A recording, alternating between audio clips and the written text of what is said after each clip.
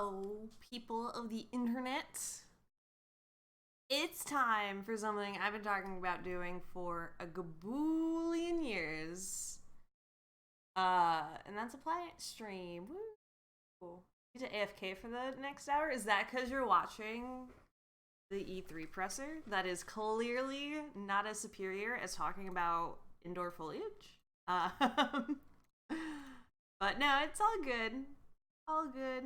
Thank you for the Go support. I appreciate that. I'm waiting for people to kind of start to funnel in, but I guess I can talk about what the whole plan for this stream is. So as most of you know, because I talk about it a lot, I love plants. Plants are nice, and I've kind of accidentally hoarded a whole bunch of plants. To say the least. I go to the grocery store and bring back plants by accident, stuff like that. So, a while ago, I was like, wouldn't it be funny if I just did a whole stream where I just showed everyone my plants? Everyone said, yeah, that's a good idea. So here we are. So I'm just gonna kind of grab plants and talk about them, what they are, and how I care for them, stuff like that. Obviously, if anyone has any questions at any point, happy to answer. At any time. I'll try to, there's a lot of stuff to like talk about with plants and I think there's a lot of things that are confusing for people when they're first buying plants, and everyone talks about like, oh, I have a black thumb and can't keep anything alive. Well, let me tell you, I used to not keep anything alive either, and through the power of perseverance and just accidentally killing a lot of plants, I eventually learned how to stop killing them. So it's a little bit of a superpower. It's not a superpower. It's really not that hard, and I think a lot of people get caught up with like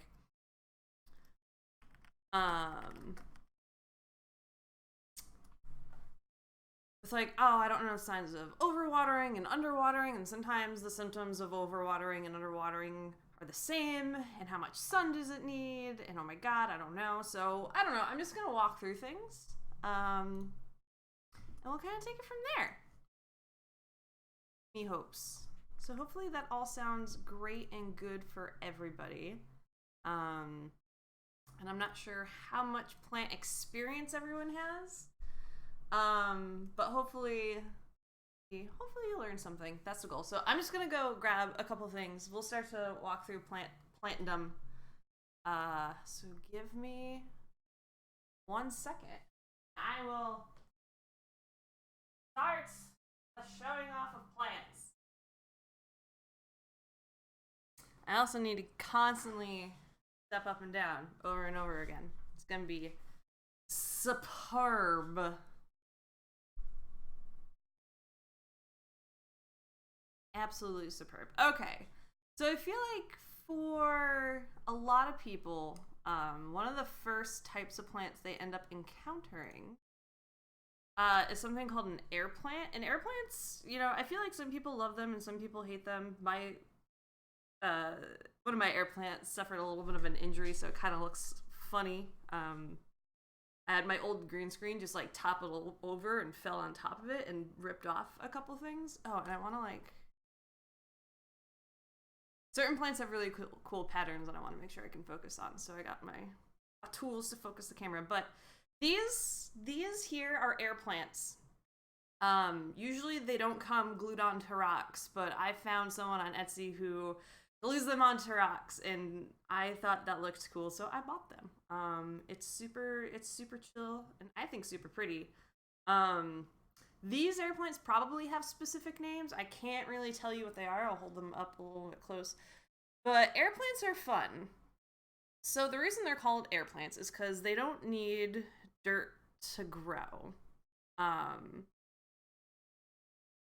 you can see here, like this guy on this big rock. He's got some roots growing down. And you're like, well, what are those roots for? So air plants, you see a lot of the times, they'll grow in like the crevices of like wall cliffs They're like little cracks in there, right? And so these roots aren't really for absorbing any nutrients in the soil like we're used to with most plants. They're just there physically to like keep them stationary on those rocks. They're grips more so than anything. And so how do they get nutrients, you might ask? Well, instead of taking stuff from the ground, they take it from the air.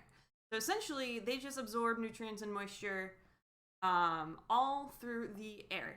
Again, why they're called air plants. So essentially, caring for air plants is super easy. Like, these you can just kind of throw on something. They don't really need to be potted or put anywhere super special. They just need, bright light. Essentially, again, remember, they're not absorbing everything, or they're not absorbing anything through the ground. So because of that, they have to be watered regularly, and also making sure that they have enough light. So let's talk about watering. So I'm gonna get handy dandy Kuja spray bottle. Very advanced tech that we got going on here with our plants. So watering air plants is really simple because you just go and you spray it and you get it wet and it's all like happy and it's gonna drip on the ground and that's fine. Just if you have hardwood like I do, don't slip and fall and die. Just spray that a little. So yeah, every other day I just kind of spray these guys. I'll spray both of them and put them back. About once a month, a fun thing you get to do with them is you actually need to soak them. So essentially they get like a spa day where they just hang out in a bowl of water. And I've seen anywhere from like 30 minutes to 2 hours. So I think, it probably depends on a whole bunch of factors that I am unsure about. But I usually just drop mine in for like room temperature water for about an hour. And it just gives it like a boost of additional moisture that it's going to need. And when you do that, you just want to make sure that you also allow the air plants to dry out adequately. Just because they like to be wet doesn't mean they like to be soaking wet. So this guy actually has these crevices kind of stored a little bit too much water. So I'm just going to shake that over here. And again, hope I don't slip on this. I'm going to have to walk carefully across these floors. So that's the watering part for air plants. When it comes to light, and this is something that always trips people up, I think. And even for me, I was like, okay, there's all kinds of light. Everyone talks about like, they need bright light, they need medium light, they need dappled light. I don't know what any of this means. So, this is my understanding of it. This is how it's done really well for me so far. So bright light, the best way it was described to me by my friend who actually like works at a nursery and is like way better at taking care of plants than I am. Bright light is essentially if you can read a book in a room without turning lights on, that room has bright light.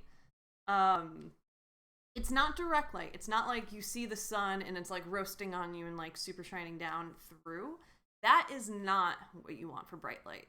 You just want like a very bright room. So like this room is kind of bright. I have my my key light on, but generally there's not even actually any lamps in here.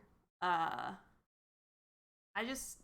that's usually fine. So this is like bright-ish, kind of the lower side of bright, but that's kind of what bright light is. And medium light is kind of, you can maybe still read a book, but it's going to be a little bit harder. You might want to like potentially, have a little bit of extra light coming from an artificial source, but that's kind of what that is. Then low light is, it's not pitch black. You get a little tiny bit of like natural light coming through, but usually you're like, very much wishing there was a light on, but it's not pitch black and you're not going to like trip over everything that you see potentially. So air plants, because there's no soil involved, keeping them wet, very important, and making sure they get enough light is very important. But otherwise, you just kind of like throw them on a shelf and really it. So These are air plants. You can find them like at most stores. Even like gift shops will have them. They're pretty common. Um, One thing you don't want to do though is buy a air plant that has flowered. So if you see like a long stem coming out of it and there's a flower on it, apparently that means that it's about to die. So definitely don't buy those. So we got some air plants. Air plants have happened. We can talk about air plants later. Look.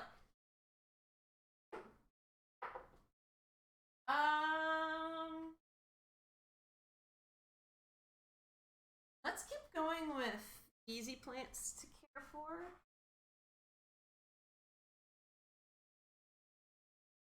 All right. So, this one made an appearance on a video I posted the other day. Ooh, plant stream! Yes! Welcome, Swifter. We just got started. I just talked about air plants for a bit. But yeah, we're doing the thing. I have a whole bunch of plants I'm going to talk about. If you have questions, let me know. I have some gift cards to the Sill. I'm also going to talk about the Sill for a while later on the stream. Probably when I show off one of the plants I got from the Sill. Because they're great and I love them. But for now, we're talking about this dude. This dude right here is... I've heard a couple names for this style of pothos, but the plant itself is called a pothos. These are super duper easy to care for. Whenever you look up any like houseplants for people who kill everything, pothos is usually on the list along with snake plants. They're another really popular, easy to care for plant. But this type is specifically, I've heard it called Marble Queen. I've heard it called Snow Queen. I've heard a couple different names, and I don't know if there's just slightly different variation in the leaf coloring, but it's one of those. Pothos are super duper forgiving. You can kind of like let them wilt out and then give them a good water and they'll bounce back pretty easy. I used to have a regular pothos. So regular pothos are entirely green, but as you can see here, we've got some like, hold on, I'll like focus in on some stuff. We've got some like marbling, like this white marbling. Also, hi Royce! Plant stream hype, it's happening! I can talk about plants for as long as I have plants to talk about. Oh, there's actually like a root coming out of this. From the top, I think. Oh yeah, there is. Wait, that makes me wonder. Alright, there's no roots at the bottom. Okay, we'll talk about that. That's really interesting though. Yeah, there's like, it's hard to show, but there's like a root coming through the dirt. Interesting. But pothos, yeah, I used to have a regular plain old green pothos, and I shoved it in like a dark corner near no windows, and that thing grew pretty well. This guy sits, it's still in this room that's kind of bright, but it sits on this side away from all the windows, against the wall, kind of shaded over, and has been doing fine so far. That's great. And the way that these guys grow, yeah, go do stuff. If you have questions or hear something that you need, pop back in. It's all good. These guys grow in a way that's like, let me try to find a good example. So like, not really a good one. But they get really kind of long, so they kind of drape when they grow through. Essentially, I'm trying to find... I swear I had like a good example of what they do. I guess this is fine. So over here, it's kind of hard to see. So at one point, this was just like one leaf, right? It's just like this one leaf that grew up from this area. Also, hi, Robot Bia. Hi, Shinkari. Welcome to me ranting about plants.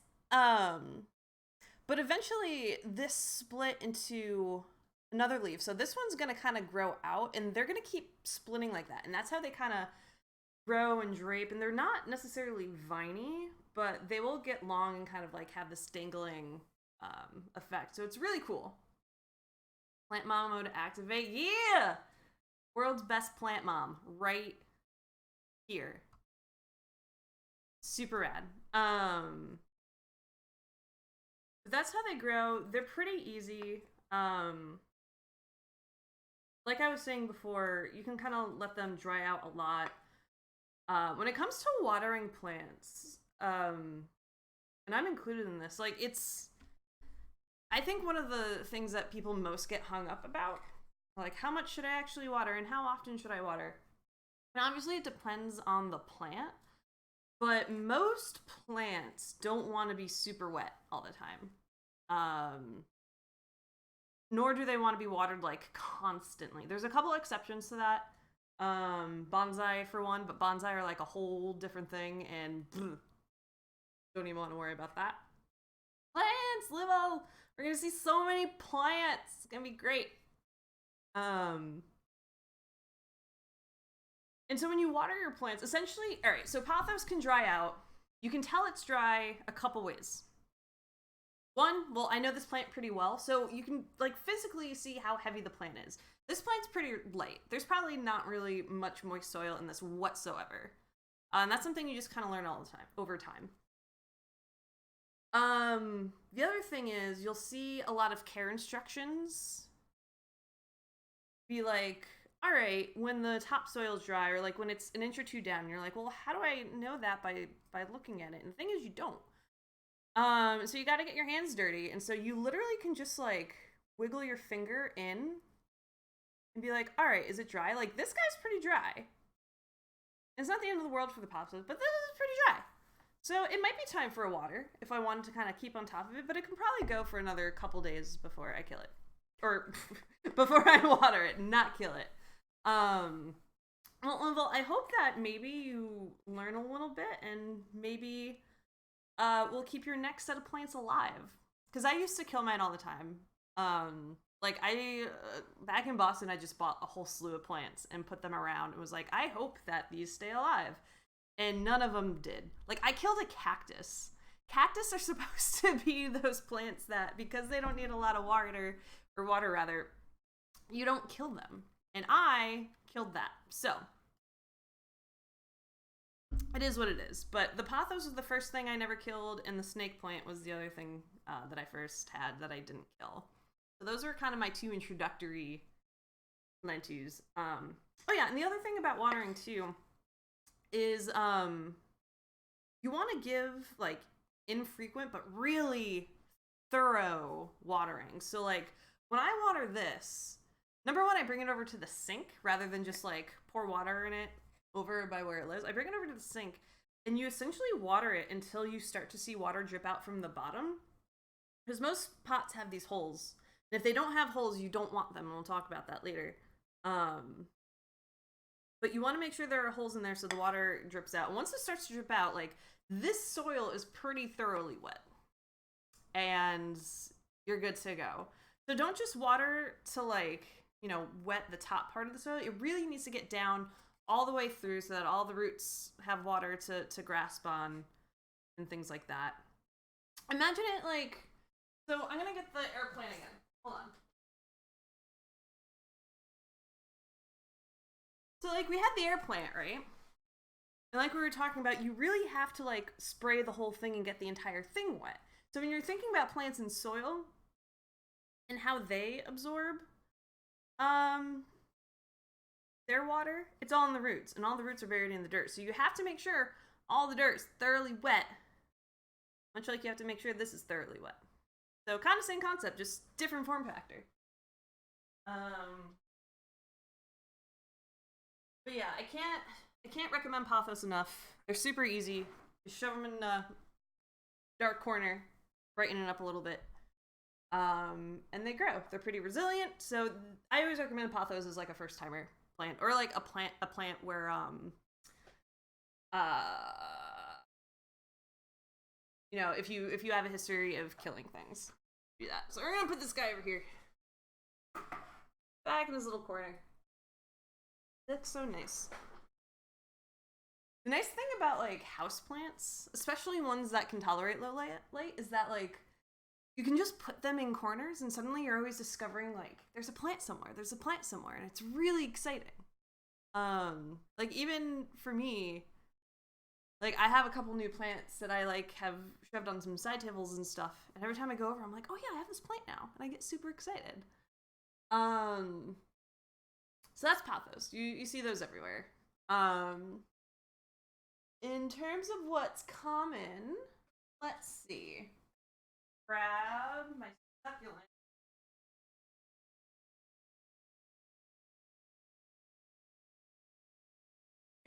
Yeah, 3 guys to talk about here.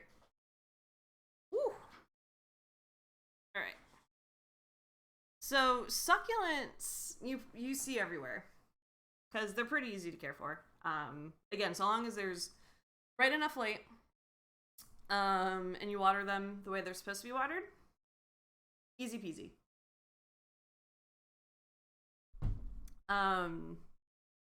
Two of these succulents I'm going to show. So I have these 2 jade plants. Ooh, look at them. They're very different styles of jade plant. They actually both came from cuttings that my friend's mom sent me. And I imagined to keep them alive, so that's great. And it's got like this cute like new growth popping up through here. It's adorable. So this is just like regular old jade. Nothing fancy. This is so like the Marble Queen Pothos, you can see there's like white through here.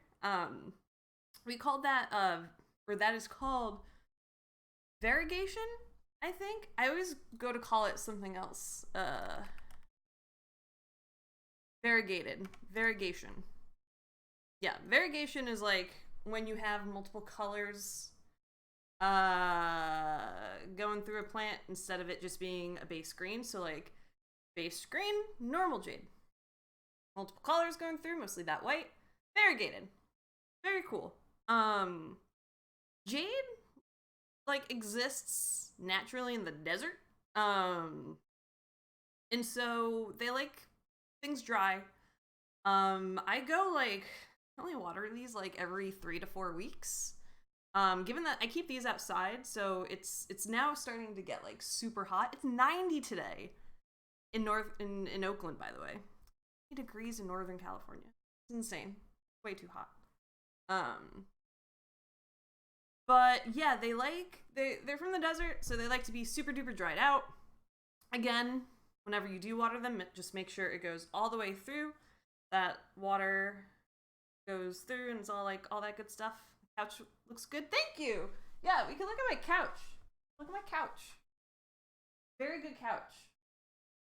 I love the single cushion factor. It's like, you know when you're finding a space to sit on a couch and like you have to sit in the middle, but that's like the split in 2 cushions and you're like, oh, this is so uncomfortable.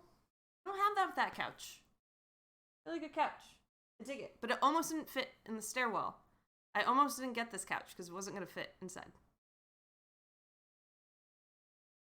Such couch, much comfort. Very wow. Very, very wowzer. For sure.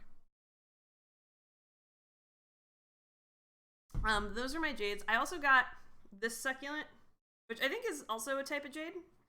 Just from like the leaves, but this is, I think it was called a chocolate soldier or something or other. But it's also fuzzy. It's also very fuzzy. I like it. But yeah, these guys, if you can get them to actually have straight up sun exposure, it's pretty good. Like especially in California, there are people who just have giant jade plants in their yards. Like I walk through my neighborhood and people just have giant succulents outside. So they can take some direct sun. We were talking about some plants can, some plants can't. While we're talking about plants that can't take sun, we're gonna have the return of our pothos real fast. So our pothos, I moved it temporarily at one point over near my window. And this started happening, this brown stuff here. So plants can actually get sunburn. So when we were talking about earlier how there's not a lot of plants who actually like direct sunlight, that's what happens. They'll physically get burned. And as a pasty white person who is actually sunburnt myself from my walk to the garden center the other day, I take sunburn very seriously. But yeah, usually if you see the browning of leaves like that, sunburn could be an option. So maybe it's just too sunny in an area. Maybe it's getting direct light that it doesn't really want to. So just move it away from, you know, the window, get it a little less sun. Usually what that is. Browning could also be underwatering, but usually not as often. A lot of plants have other signs of underwatering before that happens, so. But this jade's so great, and like, there's actually a little one growing in like the little nest there. Hold on. See if I can. Like a little tiny blip. Can I want to change the focus on this. I send this here. Yeah, you can see the little tiny blip. Itty bitty blip. That will be new leaves. This one's very healthy. Very proud of this. This one was like on its deathbed when I first got it though. Like the leaves were super squishy. And I was terrified, but the leaves now have like all firmed up. They're happy plants for sure. I'm gonna go move these. This one though, the chocolate soldier, reminds me of something called a panda plant, which is just a really cute name. But yeah, much sunlight, water once every 3 to 4 weeks, unless it's super hot and super dry. Then maybe every 3, maybe a little bit. Hi, Megan! Wait, these are the ones that your mom gave me. Your mom gave me these, and they're so healthy. They're so healthy. Huzzah! Those are my succulents. And then I sent you the picture of that one the other day. Fun times. Okay. There's another succulent I'm gonna show you guys. And I wanna actually need to find a picture first of something. No,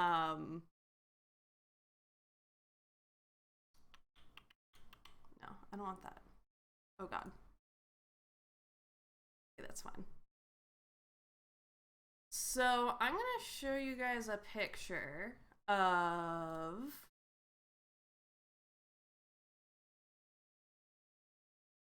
I guess. Yes. Work. Okay. So look at this. Look at these. You see these, okay? You see these all the time. I know you do. Out of the way.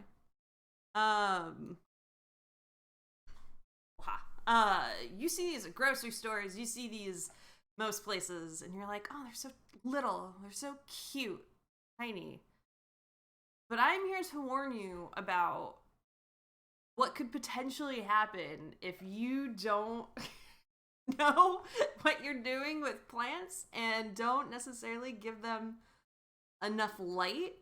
And what happens, oh god, this is gonna be hilarious. So hopefully I don't like destroy my plant in the process, but keep these in mind. These are the cute things that you see.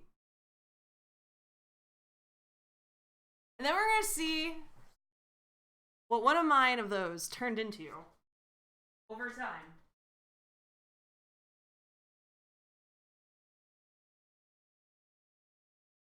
So, ladies and gentlemen, I want to introduce you to my Echeveria.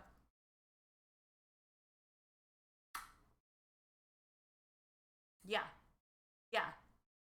This, I mean, it was a little bit bigger than those tiny ones, but this turned into. This thing is fucking huge. This is massive. Yeah, out of control. To an insane degree. So here's what happened. This little stick is trying to hold it up for support. It's doing its darndest. So for a while, this was in a window that got pretty good sunlight. But like we were saying, succulents and shit, they are from the desert, right? Hot climates. A lot of sun. So because of that kind of thing, it wasn't getting as much sun as it wanted. So eventually, what happened? Like, I'm gonna stand back a little bit. This thing is huge. My lap. It's bent over. What had happened was that because it wasn't getting enough sun, you can kind of see up here how all the leaves are like pretty far apart. And when you buy succulents like that, all the leaves are like really close together. It's very flower-like. So what had happened? It was like, okay, there's not enough sun here. Plant, we need more sun. We need to catch more sun. So all the leaves kind of started growing farther apart in hopes of catching more sun. Started growing really, really tall, just going straight up, being like, sun is up, therefore we go up. Just sort of kept growing. And now I have this. It's a very special boy. We're gonna actually have to perform some surgery on it soon. Yeah, this thing is massive.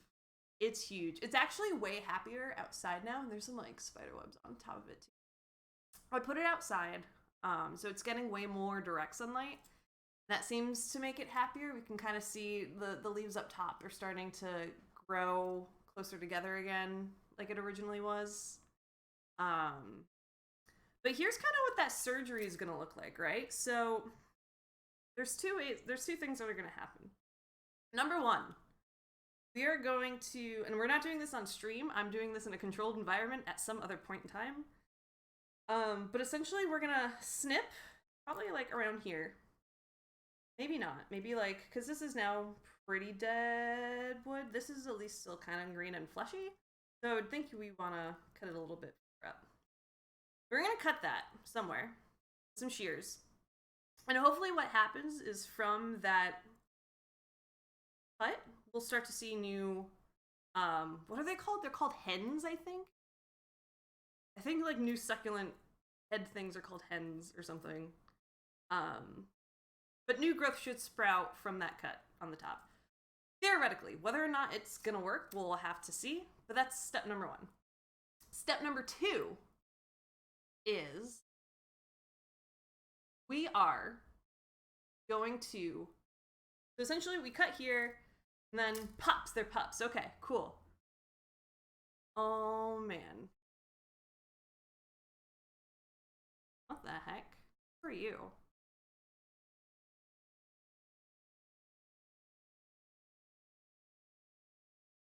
Get out of here.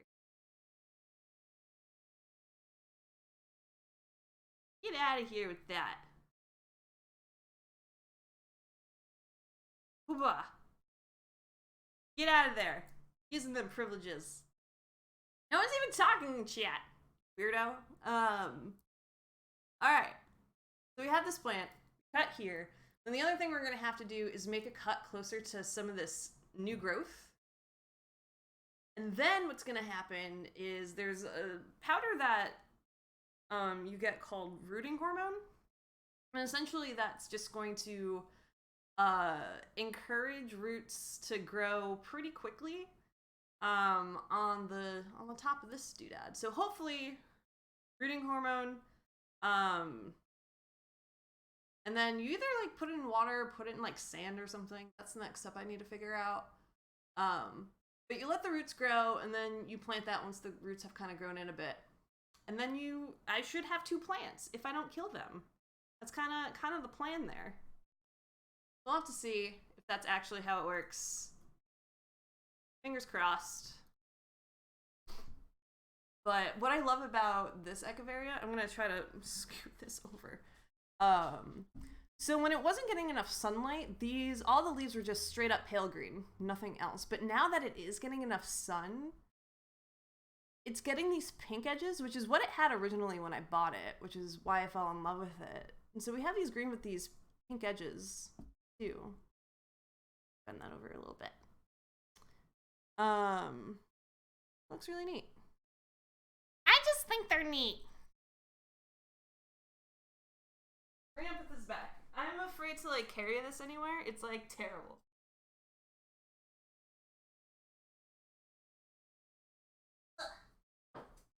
All right. That's the Echeveria. Oh, it's okay, B. We banned the donger anyway.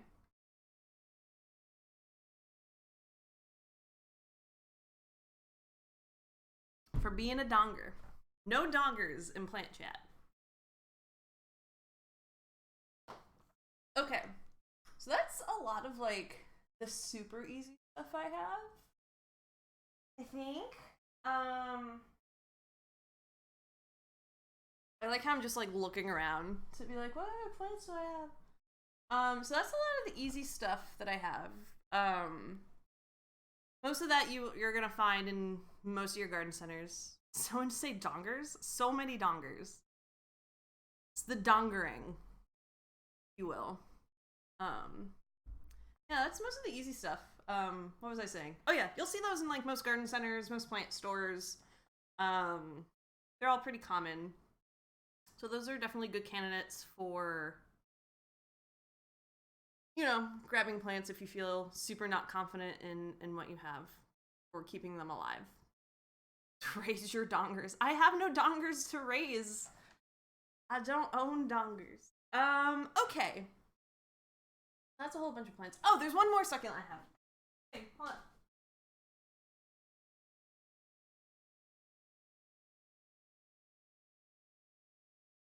This plant, I actually don't know what it's called. Megan, you can maybe help me out. But when I first got this plant, so this is like another succulent. It's like, woo, getting tall. This was kind of in like a Christmas tree cone shape. And I thought that looks really cool, and it's kind of grown out to this. It still looks really cool. I'm really into it. And for each of these strands, like, see if I can find a super good one. Each of these strands have like their own little additional growths coming in too. So like these are just gonna like keep growing, getting longer. And I imagine this will eventually turn into more of a hanging style plant unless these are capable standing up straight. I don't really know. But it's great. There's like little guys growing through the soil underneath. It's growing so healthy and I love it. But it's super cool. Acetum? I'm gonna Google that super fast. Acetum. This. Oh yeah. Potentially the right category. I trust you. So it's acetum. We're officially classifying this as acetum. That's what it is. Okay. But yeah, again, this one, dry them out. Water every once in a while. Make sure it's thoroughly watered. Happy boy. Happy boy. And that's all the easy plants that I have, I would say. We're gonna get into more of the wild stuff in a second. But I think it's time to see if I know how to run giveaways well. So for those of you who knew this was happening, you probably also heard that there is a giveaway. And we're doing one of those now. So there's a website called The Sill, thesill.com. It's super awesome. I have plants from there. They also have like pop-up shops. So they just opened one, I think, in San Francisco. I went to the one down in LA, but their whole thing is like they've coined it Plant Parenthood, which is like cute, very funny. I think it's cute, but yeah, they're very much into helping people start their own plant collections and do that. They actually have a plant of the month club too. So if you just want like all the plants one at a time, month by month,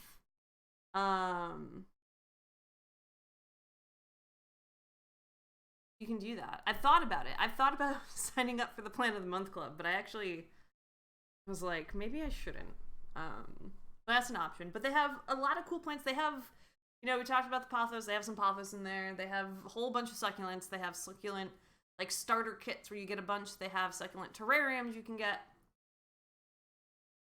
They have a whole lot of options. So I love the Sill. They are great. So if you're in the United States and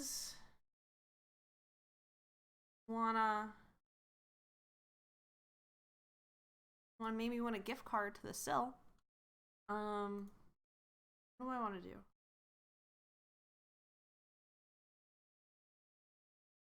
I don't know what I'm doing. Nightbot, please. Alright, we're gonna do...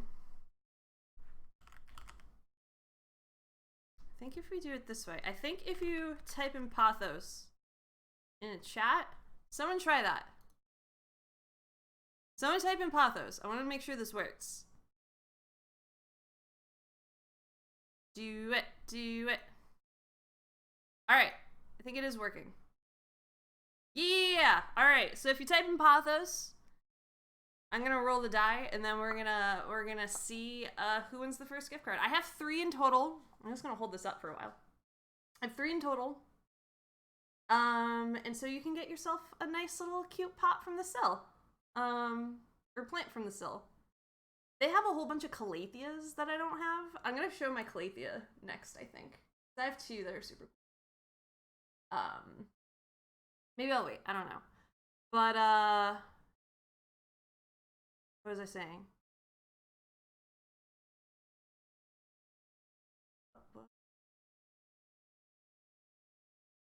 I don't know. I've lost my train of thought. We're giving away gift cards. Go get plants. Go get plants, people. All right, I'm gonna roll the thingy. Drum roll.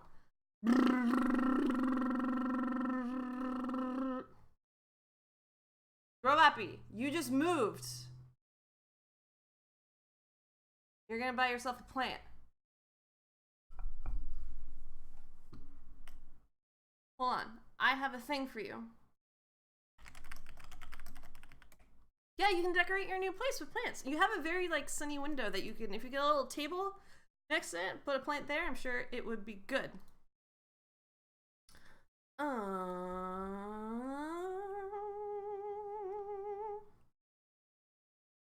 How does this work?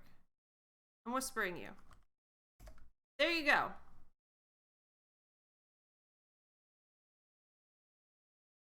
You don't even need to bother me for help. So the sill actually gives you a whole, like... Do I still have mine? Hold on. I do. So the sill is great.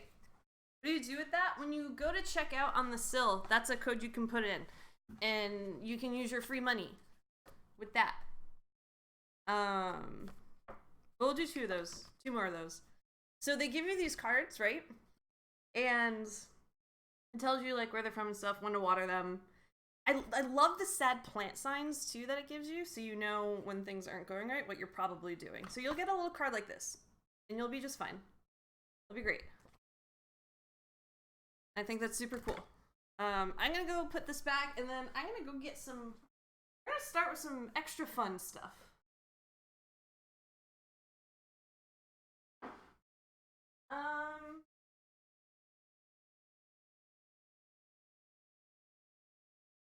Alright. So these... oh, this one gonna need it. Yeah, no, the sill is super good about being beginner friendly and making sure that you have all the information that you need to care for plants. They're great. So these guys I've been seeing actually pretty often in stores in the Bay Area. So this is called a nerve plant.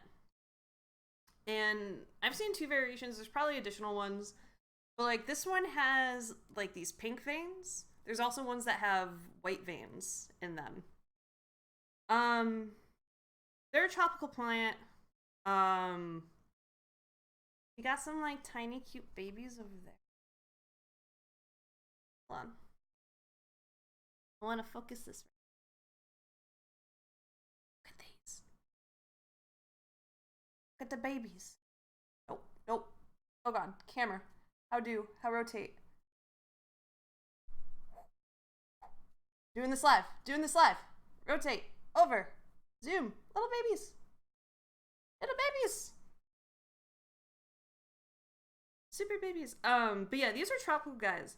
Now, the thing I've been learning recently about tropical plants that I don't think I really appreciated before, so, like, you think tropical plants, right? And you're like, super sunny in the tropics, which means they want to be, like, in the sun all the time.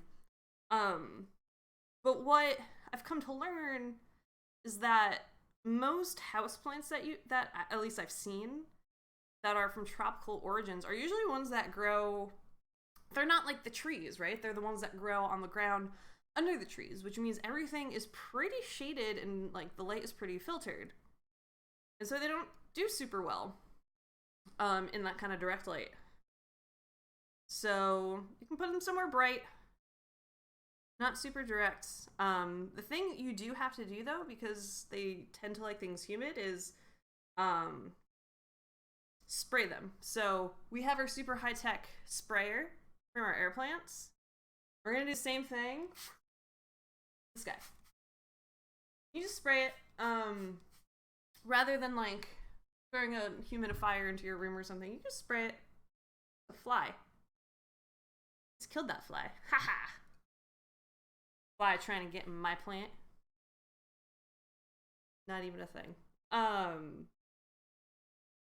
But yeah, you just spray them wet. If it's not humid enough, a lot of plants, their leaves will start to get really crinkly around the edges and curl almost. So that's a sign that it's not humid enough. I've actually started spraying these more often. I used to do like every other day. I've been doing every day recently, and they're starting to look better, so I might keep that up for a bit. I might start running a humidifier because I have one anyway, but spraying's been fine so far. There's finally new growth here. I forget how big this was when I first got it. But it's been alive for a while. And there's like 4 very distinct plants in this, I feel like. Each doing their own thing. But it's pretty cool. It's called a nerve plant. You can probably find it where you are in all those colors. By all those, I mean the 2 colors. The pink. There's actually a lot of plants that have pink coloring. As I've been trying to find plants that aren't just green. There's a lot of cool colors that plants can be. Usually when they're more weird colors, they have different kind of sun requirements, or they're like pretty picky about them. I have a begonia that I'll bring out and you can kind of see what I mean. Okay, that's nerve plant. Let's go see some other stuff.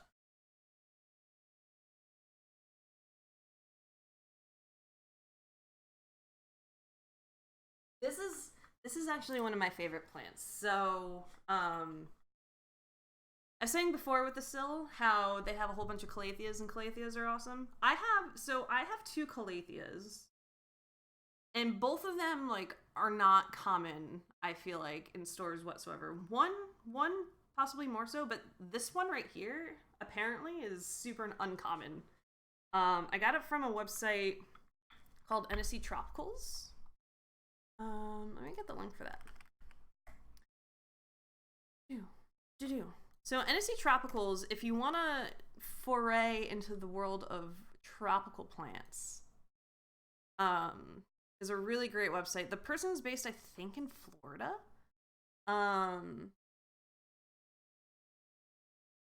But they essentially like just travel around and find plants they like and propagate them and then sell them. And I think that's pretty cool. But this here is a Calathea mosaica. And the really cool thing about the Calathea mosaica, let me twist this around and get ready.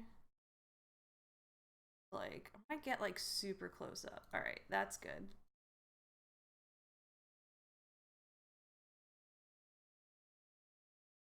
Get the focus good here. So like, see how it grows in like these blocks? Like the leaves have these block patterns, which like the reason it's called mosaica is because that pattern is very reminiscent of like actual mosaics.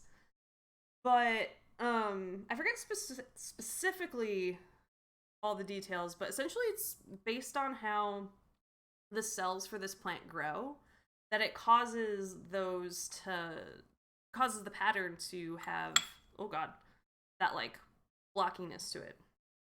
So that's super uncommon. This is another tropical guy. It was on a window for a while. This sleeve is not. I should probably prune this a little bit. I had this kind of in a too sunny spot for a while, so there's some like burning here. This leaf is, I think, on its last legs too, which is why it's so pale. But we got some like burns here. Everything else looks really healthy though. Usually when it's underwatered, I think these will start to get a little bit more pale yellow. But yeah, you don't usually let them dry out as much as you would, like we talked about with the jades or the pothos. So I water these farthest apart once a week, but usually I'm doing it every like 4 to 5 days. And what I do actually to remember to water plants when they're supposed to be watered is I've started putting them on my calendar. So I actually, on my calendar, I just have like, all right, you need to water all your plants probably every 3 weeks. I have that. And then I have one specifically for the calatheas that are like every 5 days water your calathea, or at least check on them to make sure they need water. So I've started putting everything in my calendar. Water my pants too. There's so much water in my pants, Royce. You have no idea. Sometimes you just need a good pants watering, you know? But yeah, so I just throw everything on my calendar and then make sure I do that when I get home from work or something. And that's actually helped a lot. If it says medium light, will it be fine in direct light? No. You want to keep it away. So for medium light, I would say, if you have a really bright room, you want to keep it a bit further away from the window. So the nerve plant, you remember, it was on the mantle on the other side of the room, away from the super sunny window. Like, you want it like that. So it doesn't have to be super close to the bright window. You definitely don't want it to have direct sunlight if it's medium, probably. Something a little darker, but still kind of bright, but it doesn't have to be the brightest. Do you ever use or recommend the watering bulbs? So, I do have them. I've never really used them. Just, I don't know. I always forget about them, if I'm being honest. I would really only use them during, Chunu, thank you for the follow. Hello and welcome to Plant Stream. The watering bulbs I would usually only use if I'm like traveling and know that I'm not going to be around to water my plant. That's kind of the only time I would need them. But a lot of my plants for a while needed to be watered like once every 3 weeks. So it was never really a big deal. So if you need something that needs pretty consistent watering and you know you're not going to be able to keep up on those waterings, I'm sure they're fine. Heard plant stream from RWT. Oh, nice! Welcome from the Turtles Discord. But also, like, I thought they looked fine. They kind of look funny, but also they're big. Like, you don't have really tiny watering bulbs. And so they're really good for, like, really big plants, I feel. But for little guys, they might be overkill. But your mileage may vary. I think everyone has stuff that works for them. So I'm just holding this up now because it's so pretty. Use them often in hanging plants. That's fair. So you don't have to like reach up and water them all the time. That makes sense. All right, so that's one calathea. Let me show you the other calathea I had. We're gonna spritz our guy first. Again, this is another travel guide. You want to make sure it's nice and humid.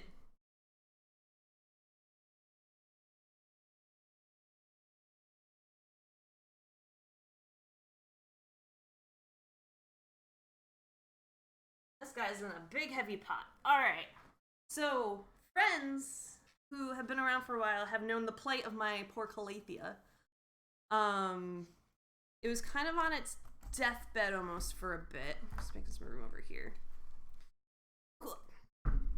And it's no longer on its deathbed.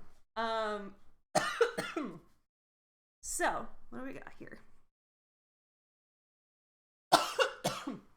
think I inhaled dirt. Very attractive.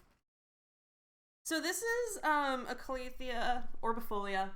Same family of plant as the Mosaica we just saw, but obviously different.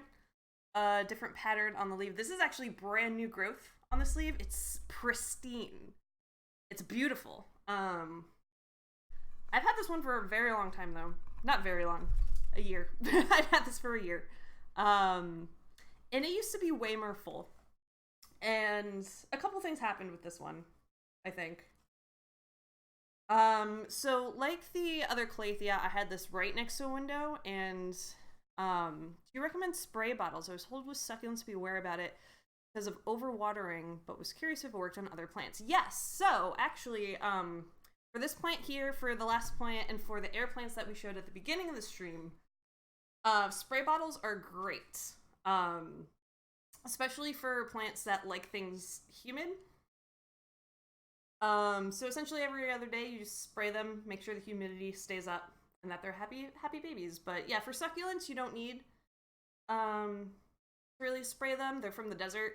They like things dry, so they don't really care about that too much. So only spray the plants that you really need to be spraying to keep the humidity up. But yeah, this is, same kind of thing with our last Calathea. I put it near a window where it was getting some direct sun. So a lot of the leaves have like a lot of browning you can see. And then the other thing that happened is that, for those of you who are in the Discord, remember, I had discovered that the old pot this was in was, it had roots growing out from the bottom of the drainage hole, which was not great. So I essentially think it was kind of just choking to death. It had no room to grow or anything. It wasn't really absorbing water either because so much of the pot had been taken over by roots and there wasn't really a lot of dirt left in the bottom half of the pot. But it's on its way to recovery, and like, if you're worried about plants and like your ability to take care of them, just like remember that they're also kind of resilient. Like this leaf here, it ripped while I was moving. And the edge is brown, it heals, and it keeps on living. And it's fine. Plants are a little bit more resilient than I think give them credit for. Like it's easy to joke about how they're super fuzzy, and if you don't water them, 3 p.m. on a Tuesday, they, will die. But they're not so bad. They're pretty good.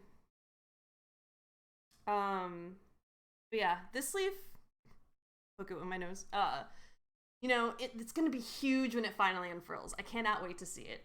And I'm glad this is finally growing new stuff again, because I was really worried that it was kind of gone for good. But stuff again. And that pattern is super cool too. I really dig the way that it grows in. Like that. So if you see one of these Calatheas in a store, it's a little less common than some of your other varieties of Calathea. I would definitely pick it up. This guy, again, I water it like once every 5 days, roughly. Also just making sure that it's, you don't want it to get super dry. So we don't dry them out the way that we did with the pothos or with the jays or anything. You want to keep them somewhat moist, but thorough watering. This one takes a while to water because it's kind of big. You name your plants. I don't, actually. I just call them all my sons. My good boys, but I don't actually have names for them. I refer to them by their plant names. Kind of like, I don't name my Pokemon either. I just call them by what they are.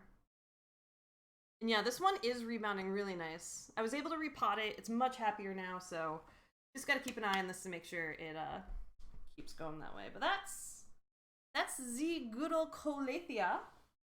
I'm back.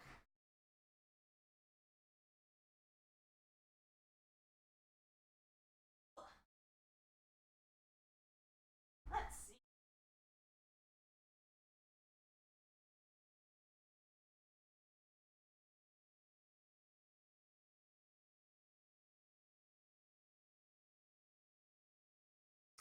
Y'all, I'm just having such a good time. Talking about plants. I hope this is interesting. to everyone. I'm having a blast. These are great. I don't play Pokemon Go anymore. I just mean Pokemon in general. Like anytime I've played a Pokemon game, I don't name my Pokemon anything special. Can you play Celine Dion? My heart will go on. Also, my plant died. I don't think I'll buy a new one. Feels bad. Oh no, no. T-Weezy. It's okay. It's okay. Sometimes plants die. It's the nature of life, you know? Like, literally plants die all the time in the wild. Plants are gonna die. It's okay. It's totally okay. Yeah, I want to talk about this guy. This guy's fun. So this is called a peperomia. Specifically, this is a silver ripple peperomia. Really zoom in, you can kind of see it has like this glittery silveriness to it. It's super cool.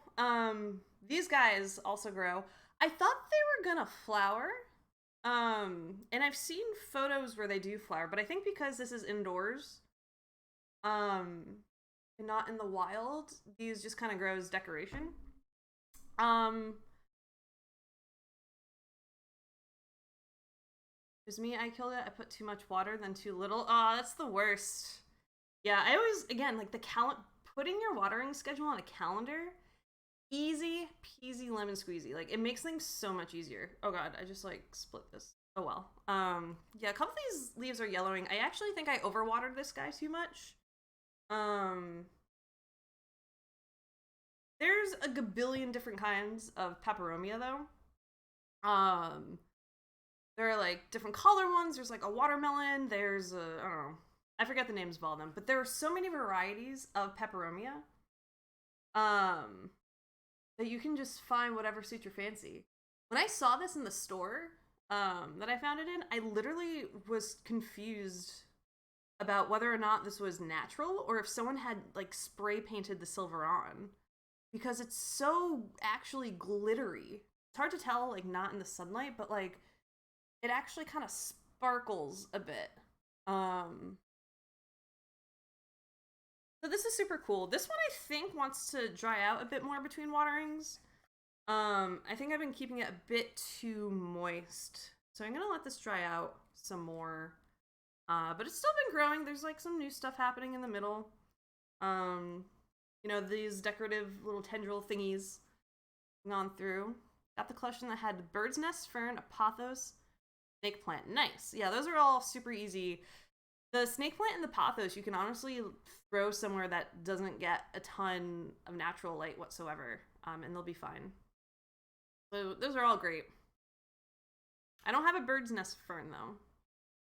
I can't wait to see that. You'll have to send me pictures. You'll have to post pictures in the plant children chat in Discord when you get them. So I want to see. Yeah, peperomia. Lots of kinds. I kind of just bought this on a whim. I've been experimenting with telling. How can you tell if it needs to dry out between waterings? Honestly, it's just something I end up researching with any plant I get. Or when I'm buying them, I just ask the person when I'm checking out. And they're usually pretty willing to help you, obviously. They love plants if they're selling you plants. But yeah, the peperomia I actually researched the other day. And realized I was watering it too much. And again, as I was saying with the pothos, you start to learn the weight of plants, of when, you know, there's still water in them and there's not. So this one still has some, you know, weight to it. So there's definitely still water in there. But the other way you tell too is just like you stick your finger in the dirt, and like this is still kind of moist on top, so it definitely doesn't need, like I don't even need to stick my finger into the soil. The top of it is still wet. But sometimes you just have to stick your finger in like an inch or two to see if the top layer is dried out or not. But usually just being consistent once you know how wet or dry the soil needs to usually be is fine. It gets trickier, as I was saying, when you put plants outside and it might be really hot one day or it might be really shady and cold, especially around here where the temperature kind of just fluctuates all the time and how much sun you get. But yeah, that's peperomia. Super rad.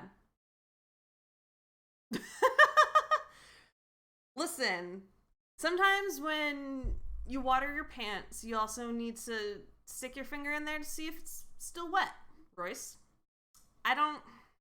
There's nothing wrong with that. Nothing wrong with that whatsoever. All right. On to the next.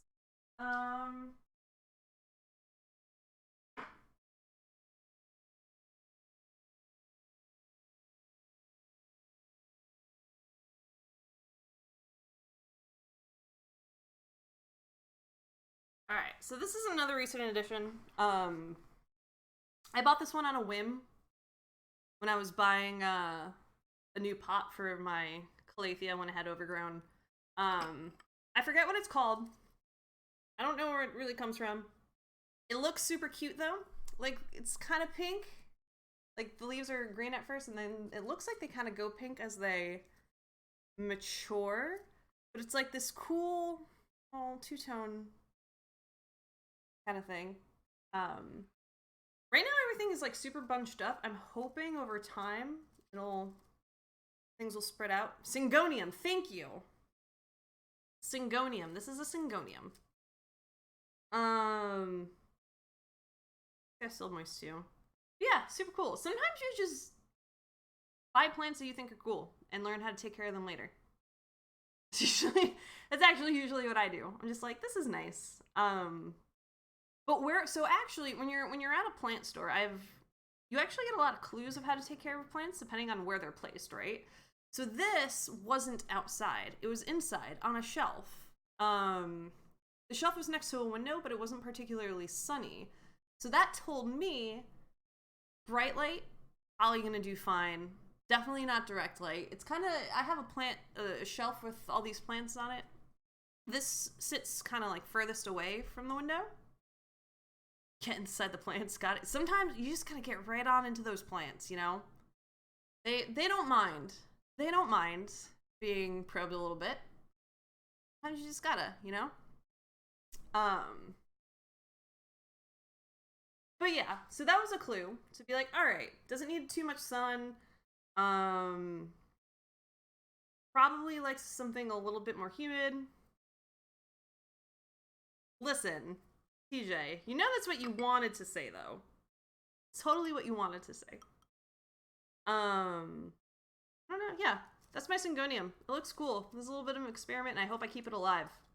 But it looks cute. Oh yeah, back to like the store thing. Yeah, depending on where they are in the store is gonna tell you a lot. If they're outside, you'll see most succulents outside, like because they need really bright light and sometimes direct light and they like things dry. So you'll usually see them outside. If they're outdoors, they want a lot of sunlight. If they're indoors, bright light, not direct light, medium light, probably what you're gonna get. Even, you know, some low light, they'll usually shove into a corner. But people in plant stores are super friendly usually. And will be like, yeah, this is how you take care of your plant. Don't be afraid to ask if you think something's super cool. That's my syngonium.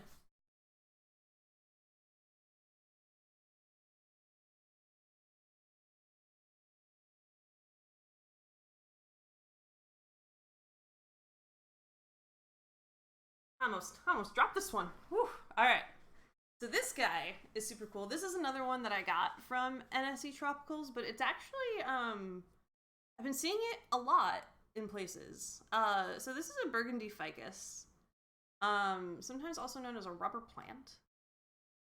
And it's not really, it kind of looks like a tree. It's not really a tree, but I made a fake plant. Am I banned from the stream? How dare you make fake plants?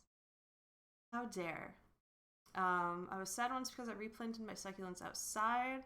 Had a river rainstorm on a whim and it was supposed to be sunny and perfect for repotting them. Aw, no, and they drowned. Aw, feels bad. I'm always worried about, like, because having a plant inside and then putting it outside, you're always hoping that it survives. So sometimes that's rough. But yeah, this guy is pretty cool, and I've tweeted photos of it, but it's really cool because the leaves all come from like this stem right here, and this gets super duper long and then kind of just splits open when it's ready to unfurl. It's really rad. At some point I'm probably gonna have to prune this. So remember our the Echeveria that's like super tall? I was doing a bit of research the other day on ficus trees, and sometimes they don't. So like I've seen bigger ones of these, and they're always like super bushy or whatever. But sometimes they're not gonna naturally do that. And so what ends up happening is you'll have something super duper tall that like, and I've seen photos of this, that the leaves are just so scattered out, and sometimes you have to prune it. I'm hoping I don't. I'm gonna, like, this is still super young. So I'm just gonna let it run its course for a while, and see what happens. But most houseplants, other than like pruning off dead leaves and stuff, there's not too much you have to do. Hanging plants, sometimes you have to trim back. They get too long for your liking, but houseplants are usually super easy. But this guy looks super cool. I like it. Didn't want one to die, but I wanted the appearance of a plant. I mean, that's what most people do at like offices, you know? Like no one's around to care for it consistently, so gives you the same effect, and it comes down to what makes you happy, you know? So if that fake tree makes you happy, then I would say it's a great purchase overall. A plus 100%. But yeah, this was another NC Tropicals, but you can find these pretty, at least commonly, out here now, in California. Bright light. I think the humidity doesn't really care. I kind of let it dry out a bit. Or briefly, I'm mostly drunk. Bought fake plants as soon as I moved here. Yeah, I mean, if you get really nice silk plants, or nicely made just fake plants, they're fine. It's all about brightening up your space.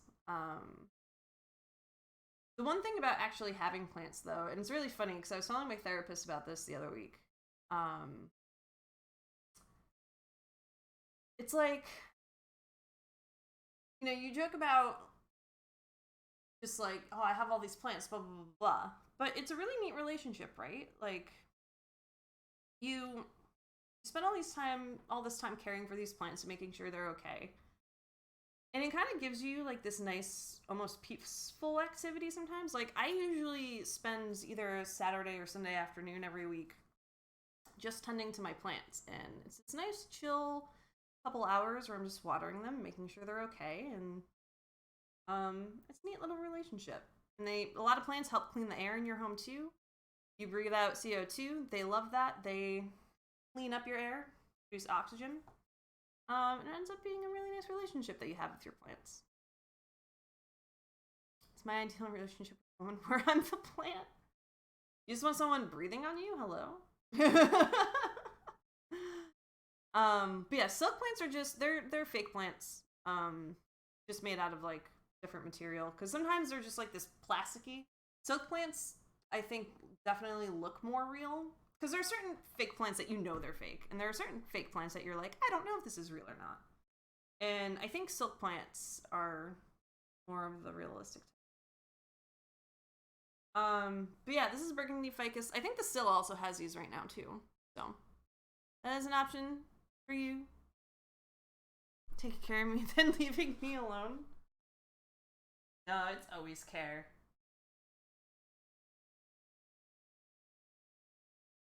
I just like looking at my plants. They're really cool. Really cool.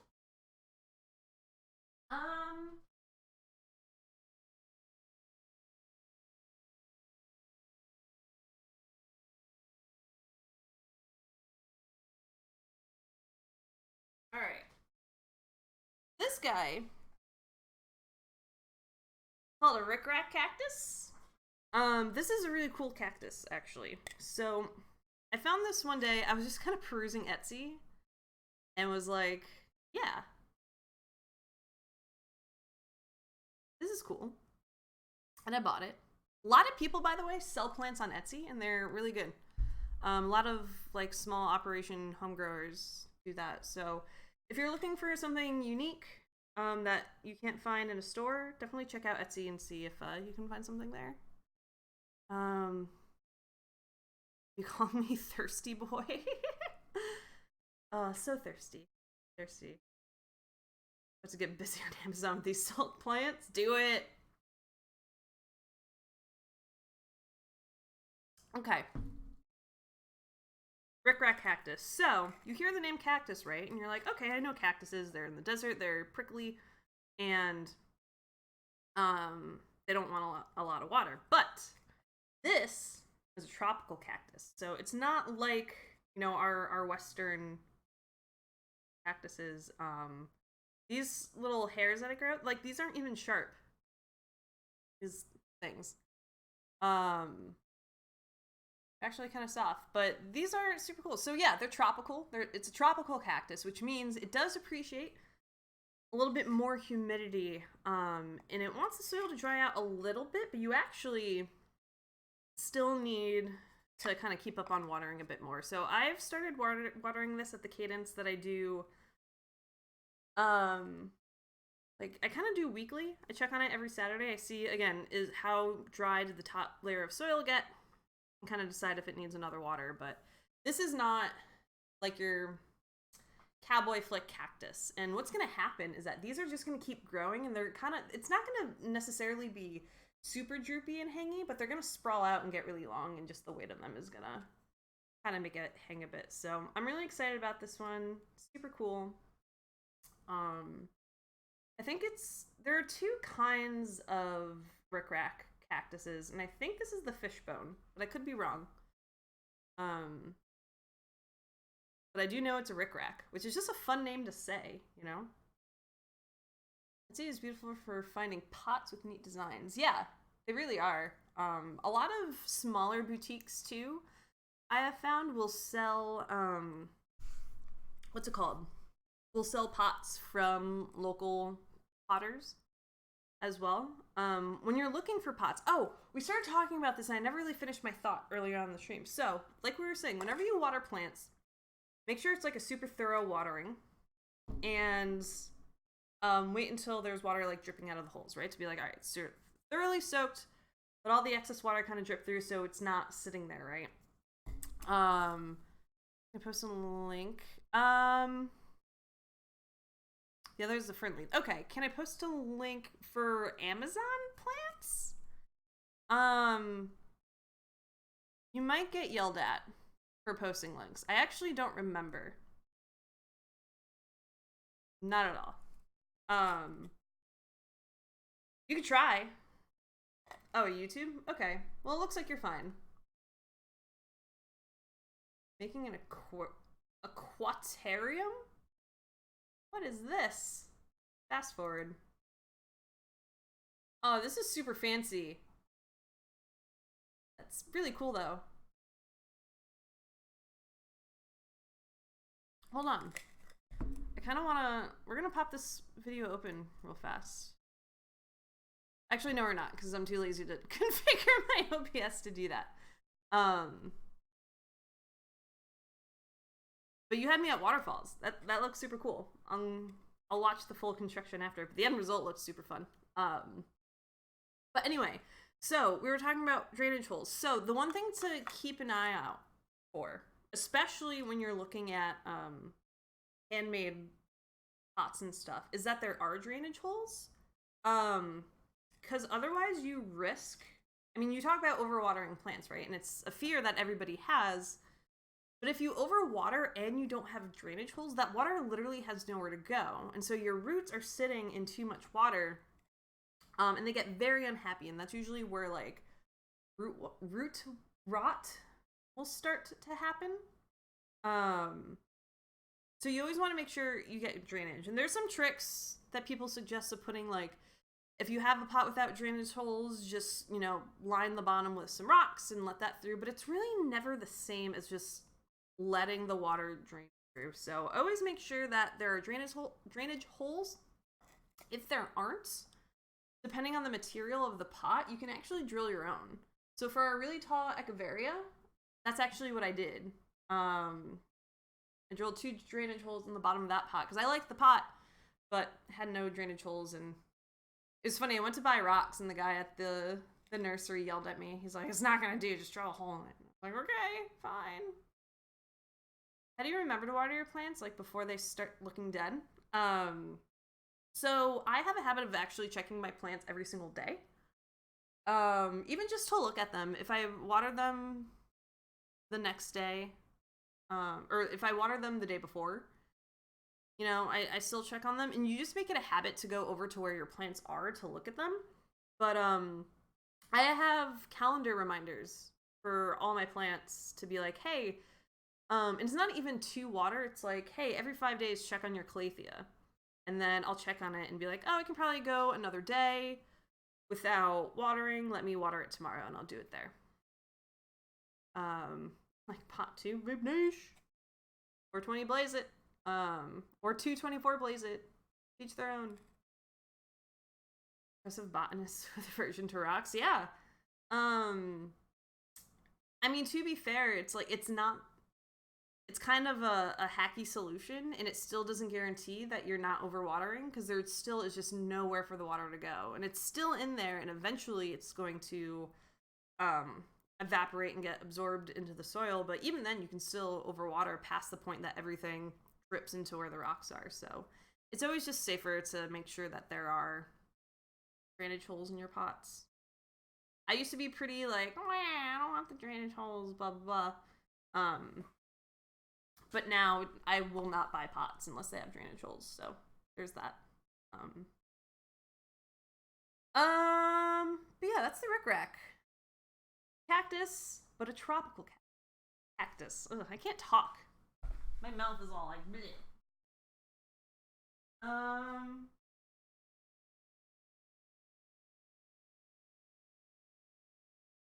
Let's see.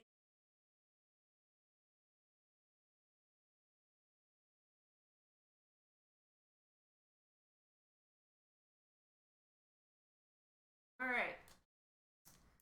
This is a very big boy.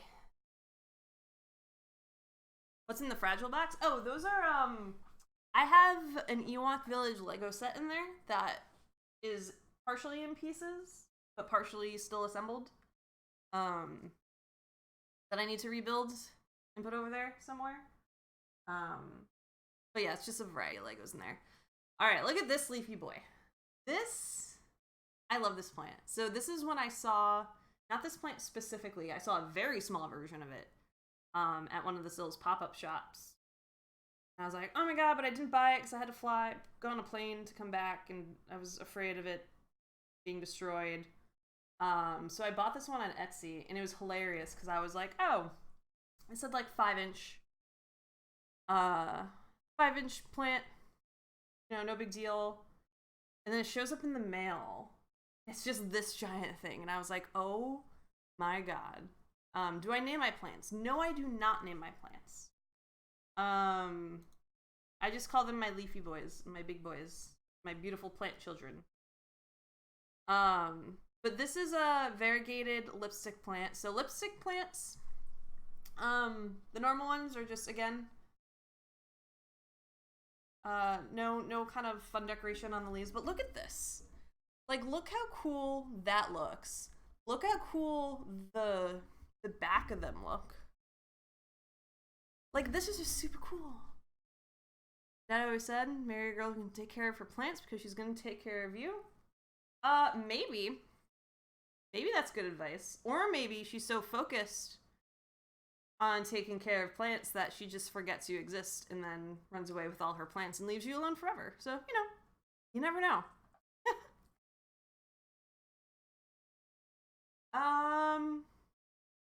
So this is a lipstick plant. I believe that if in certain conditions these will flower as well. I don't think this guy's ever gonna flower.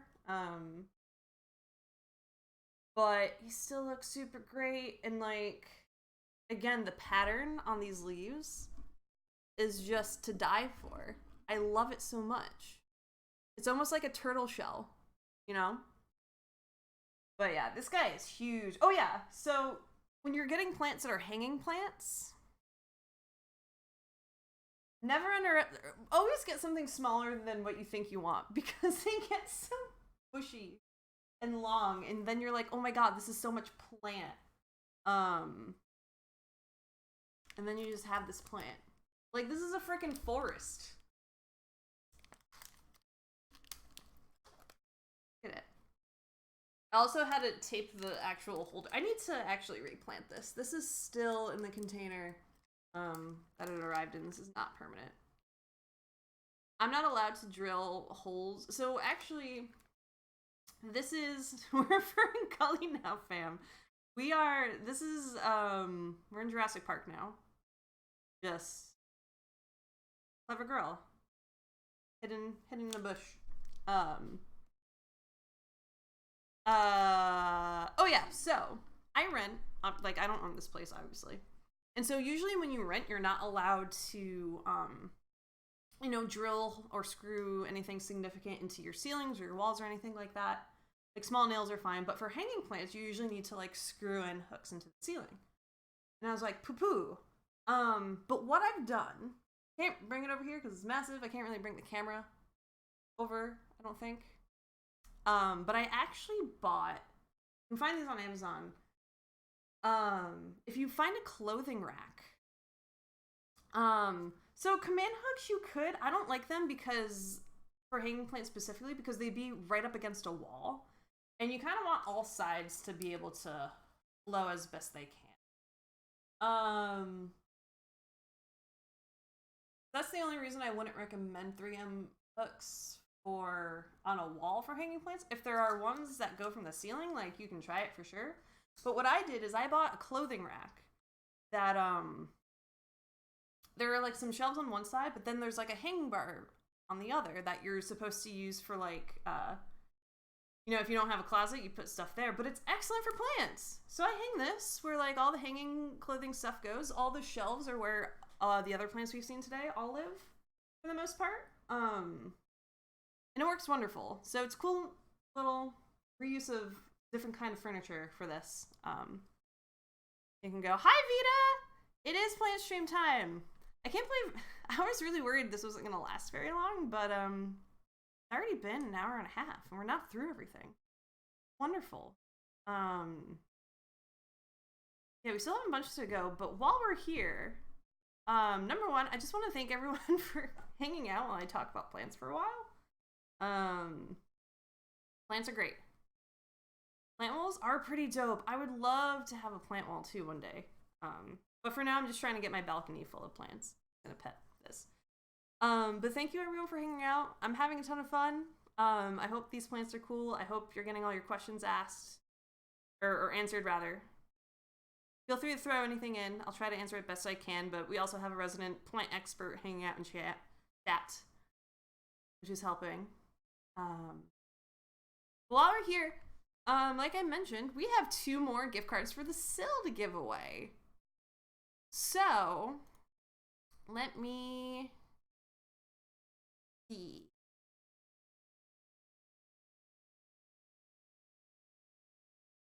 We're gonna do another giveaway. I just have to reset the things. What's our keyword? What's our keyword this time? Well, since I have this lipstick plant, we can make it lipstick. So if you type in lipstick into chat, you'll be entered to win a giveaway for a $25 gift card to the Sill, where you can buy your own plants. And the Sill's great. They'll give you really great instructions of how to care for them too when you buy them. They have a whole bunch of types. They have succulents. They got some tropical boys. They even have other merchandise too. To the Sill. So actually, yeah, I should put that in chat. thesill.com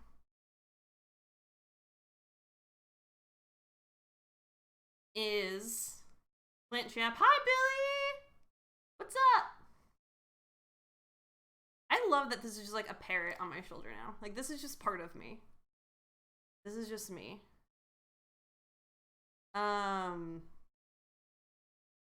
But yeah, type in lipstick if you want to get yourself a gift card to buy some plants on the sale for yourself.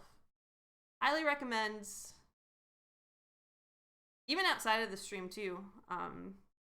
You know, if you decide that you want to buy something, they're a great resource. Super great resource. Sing You'll Always Be My Baby, Stick Boy. I don't know how that song goes, so I won't. I'm also bad at singing, so I won't sing.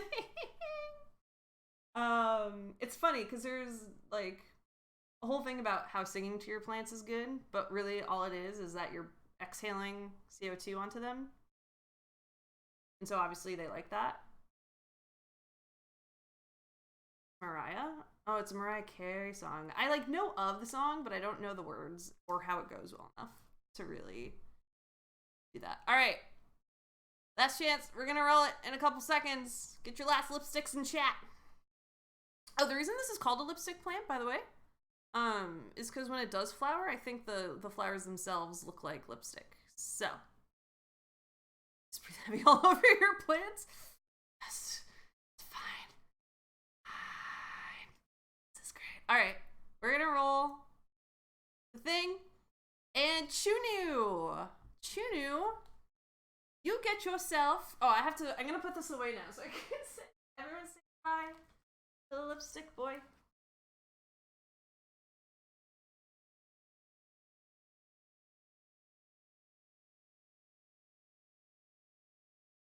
Chunu, I'm gonna whisper you your code.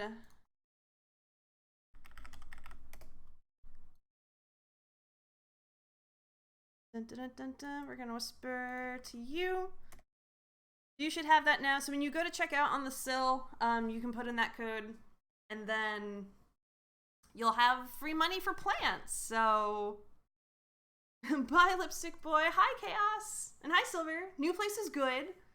I still need like a rug and a coffee table over here, obviously, but the place is coming together. There's slowly less and less boxes to unpack, which is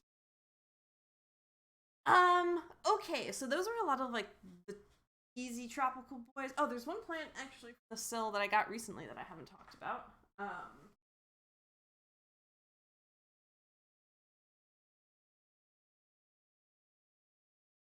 You're all wrong. Ha ha ha.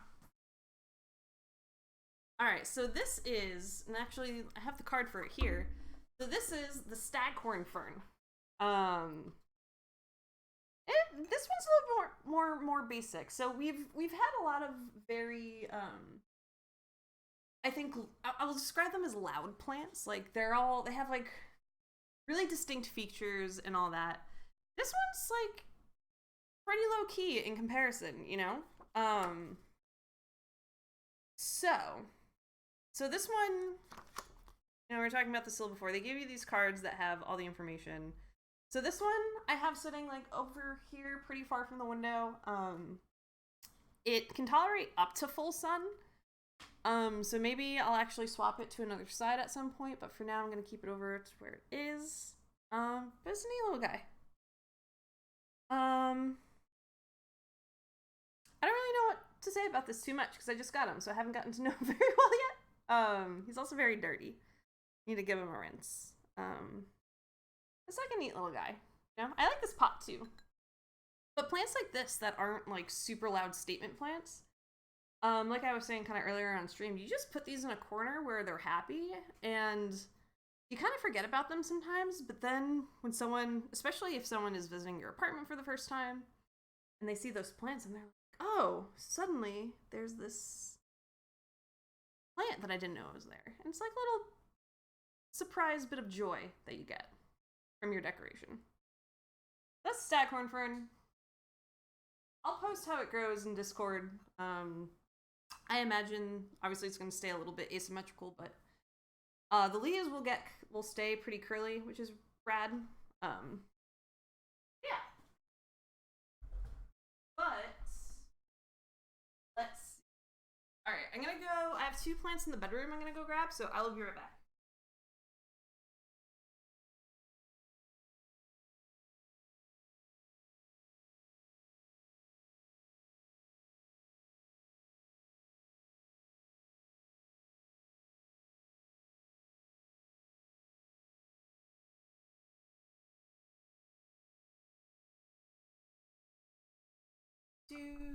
All right.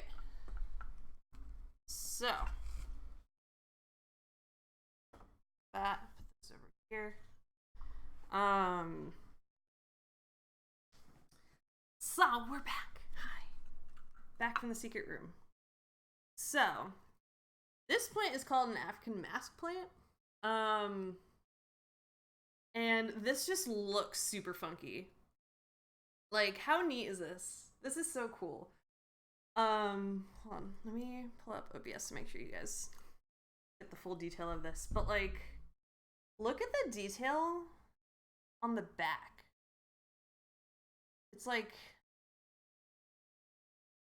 super veiny. Or not veiny, but, like, you can see just how the veins of the plant kind of sprawl out. And my favorite thing about this, too, is that, like, okay. Wilting, it's not wilting! Hangs in a certain way.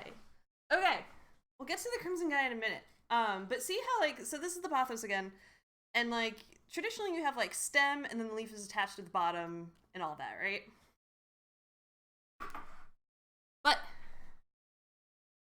But this guy, the way that it attaches the leaves, like, the stem is attached in the middle of the leaf, and I just think that's super cool. And yeah, it kind of hangs down like a mask. It's just the leaves are really long. It's not well, this guy's wilting a little bit, but that happens, whatever. It kind of looks like a green me when they first grow in like that, which is cool. But yeah, how cool is this guy? The other plant looks like the leaf from the Healing Touch logo, and wow, I don't know what that is, but if it reminds you of something, I'm happy it does. But this is new. Seems to be doing well so far. But I got this one from the sill. So every once in a while, the sill has like a whole bunch of plants that are consistently there.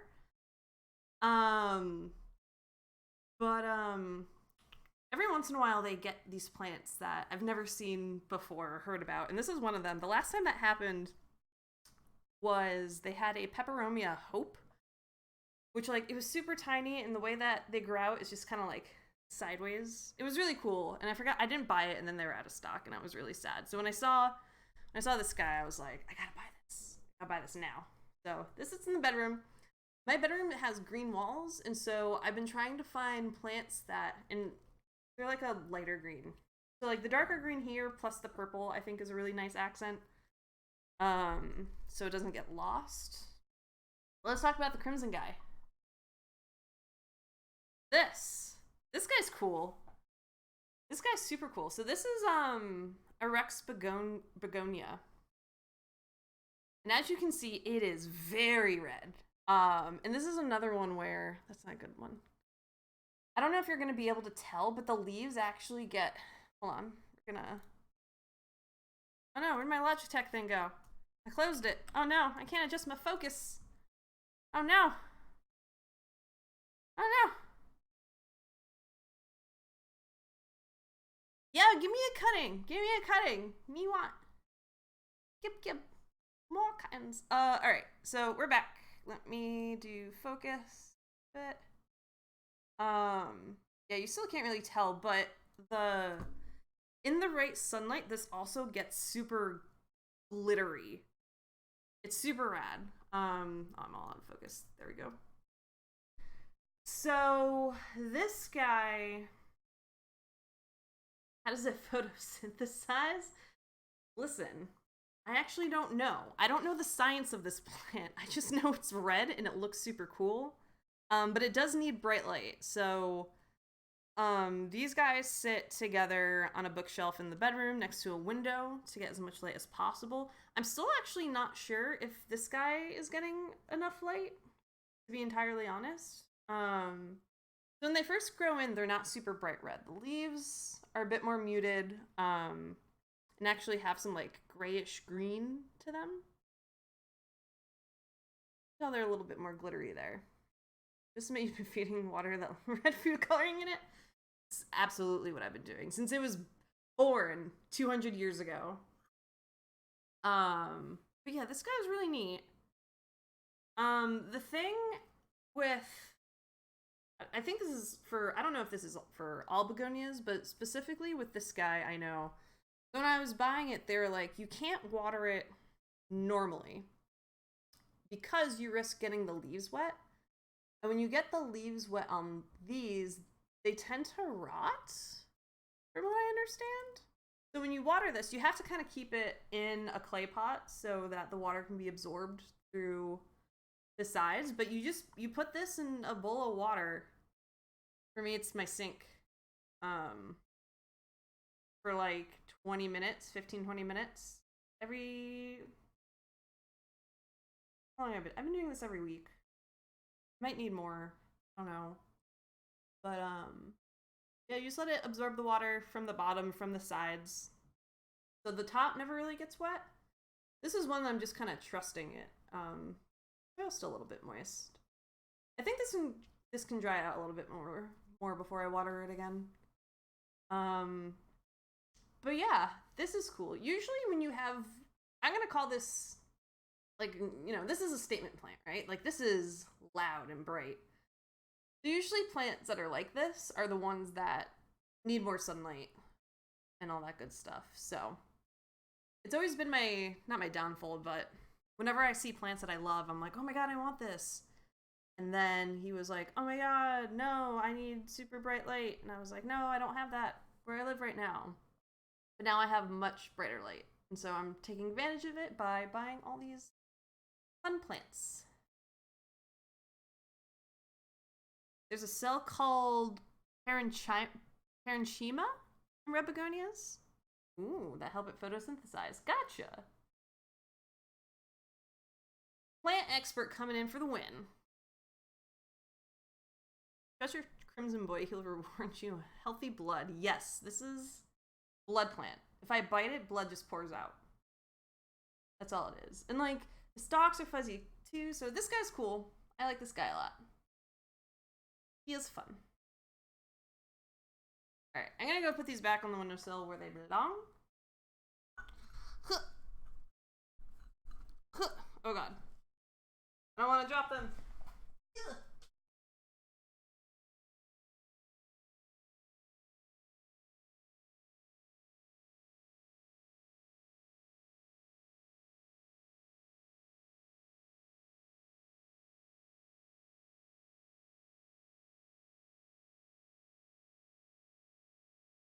Okay. Let's see.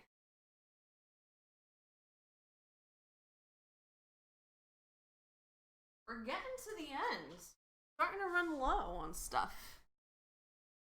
All right.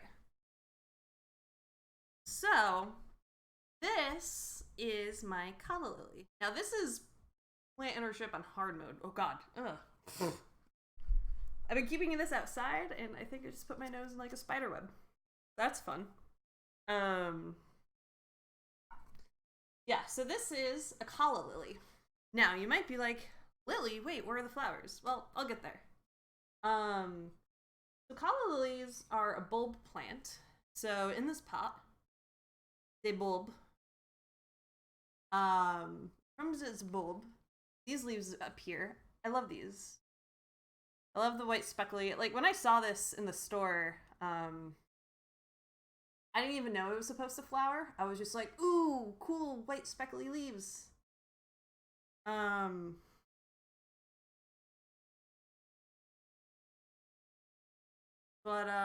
Yeah, so lilies obviously are supposed to have flowers, but lilies, as you know, or may not know, I don't know, when they're outside, obviously they kind of die off for the winter and then grow back. So when you have them in a container, you sort of need to force a hibernation onto them.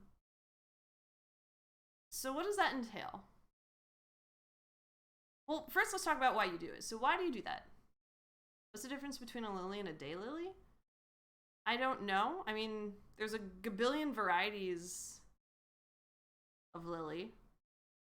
You might have made up daylily, but it's a thing now. It's your thing now, TJ. Forget what I was saying. Oh yeah. Um, so why do you hibernate? Or like force a hibernation onto lilies? Well, they essentially need a good sleep during the winter. So that when they come back in spring, they have the energy to make flowers. So you can potentially keep them alive. You accept me my bullshit? Listen, I don't know enough about all the varieties of lilies to say that you're wrong. Okay, yeah, Bacala lily. So, you can, I think you can technically keep lilies alive through the winter, but they won't flower the next day. So, that can't be a thing. So, what they do is they essentially sleep over the winter, they come back, and then they're like, cool, we're gonna bloom now. Awesome sauce. When you have them in containers, you essentially need to force that a little bit depending on where you are. Now that I keep this outside, it should start doing it naturally with how the weather ebbs and flows, you know, seasons and all that outdoors. But I had it inside, so essentially I had to put it in like a dark corner with no light. I covered it in a towel. Do I miss Papagenos? No, not at all. Papagenos is not great.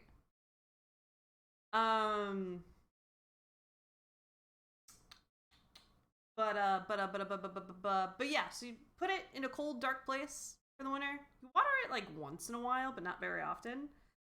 And then in spring, when things start to like warm up, put it back in the sun, water it, and then it grows back if you did things right.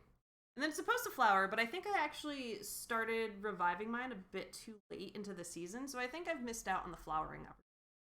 But we got some like new growth going on over here, which is. But even without the flowers, like if this didn't have the speckling on the leaves, I probably would not have bought this. But I think this is cool looking enough that it's neat to have around. But this definitely, you know, hopefully I get to get it to flower next year because yeah, I've missed the mark on getting it to flower this year, which is a bit of a bummer, but okay. Did I miss the 99? I don't even know what the 99 is. Some of the leaves don't have speckles. Kind of like, boo. But if this flowers, I will definitely keep everyone up to date. But I don't think it's gonna. But I let this sit outside.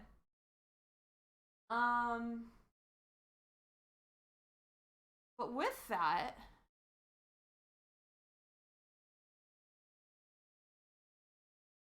I call myself a New Englander, TJ. I grew up in Connecticut. I lived in Massachusetts once I turned 18. The 99's like a chain though, right? It's just like one of those big ass chain restaurants. I don't eat a lot of those. Like at my Lily.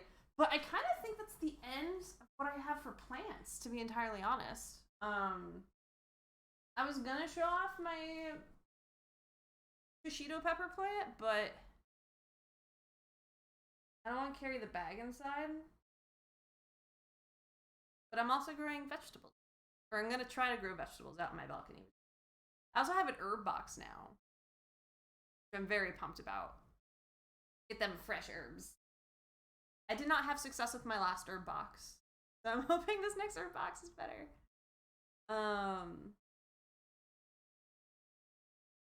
But golly gosh, yeah, that's plants. Those are all my plants, guys. Turn on the 99 State Street. Oh, gotcha. Okay, yeah, no, I don't think I've eaten there.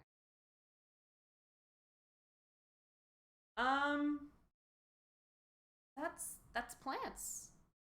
Like, I'm sorry, it's okay, Jazzy. Are there any plants that anyone wants to see again? So definitely bust us. Oh, I need to go miss my other clay again. Hold on.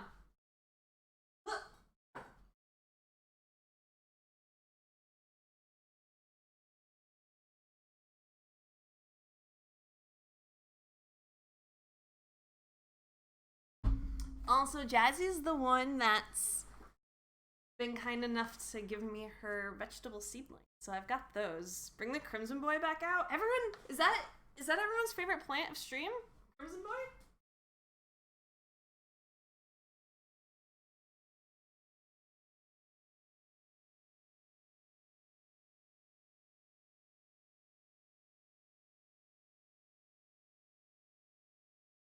We've got Crimson Boy back. Rex Begonia. It took me searching through many shops to find the perfect red plant to go in my very green room. This is cool. Yeah, I think we're gonna start winding down, but if people have questions about anything we saw, if they have questions about plants in general, you want to shout out your favorite plant of stream, other than our Crimson Boy here, go for it. I do love this guy. I hope I keep it alive. I do fear that this one might die, but you never know. But you have to stop being afraid of it, you know? You just have to go ahead and try it.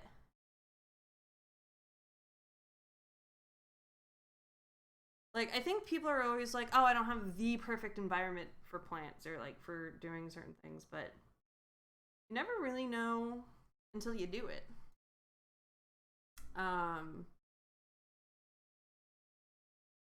That being said, I think there are certain plants that are definitely a tall order just to attempt to try. So, when I first got this apartment, I was like, oh, I have a patio, I can get a fruit tree. But that's kind of, one, a big investment, fruit tree, but two, they just require so much sun. They require like all day sun to really produce good fruit. So I decided to pull back on that investment in lieu of just getting some nice succulents and things that are kind of more native to the area out on the patio. And my herb box is nice.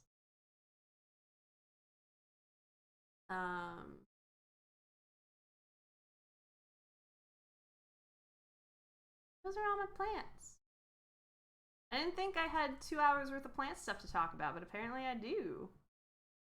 Or did.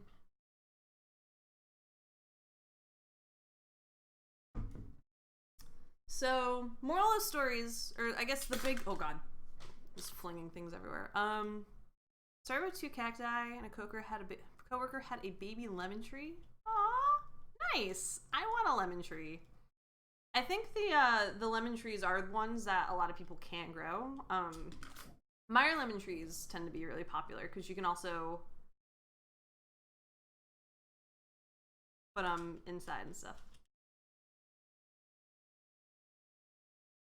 Since you're doing native plants, do you get lots of bugs and stuff around them? I mean, from what I've had so far outside, there's nothing too absurd.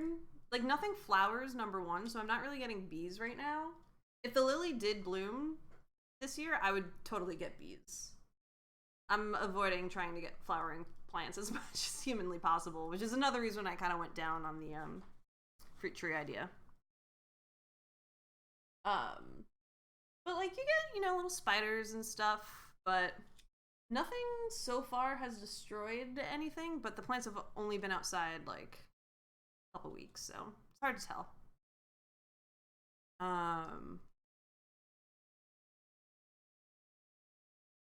That's exciting, Chaos. How do you like having lemons? Like, do you have too many lemons now? Do you just have so much lemon that you don't know what to do with it? That's an interesting question. Is it true you can bonsai any tree? I mean, you can sculpt any tree. I mean, the act of bonsai, like, it's more, bonsai, as far as I know, isn't like the type of plant, it's what you're doing to it. And so it's a very over time meditative process of shaping and pruning trees. So technically you can bonsai anything. Oh, it's too small. Gotcha. Well, hopefully you get lots of lemons soon. That's the other thing with fruit trees. I'm like, oh, I have to wait like X amount of years before fruit produces. Because I almost got an avocado tree. But it was like, yeah, you'll get your first avocado in 3 years. And I was like, I want an avocado now. But if you get one that's ready to have avocados, it's like $200. And I'm like, I don't want to pay $200 for a tree. So. Oh, wow, it's grown a lot then. That's exciting. I hope the first fruit that you get tastes amazing from it.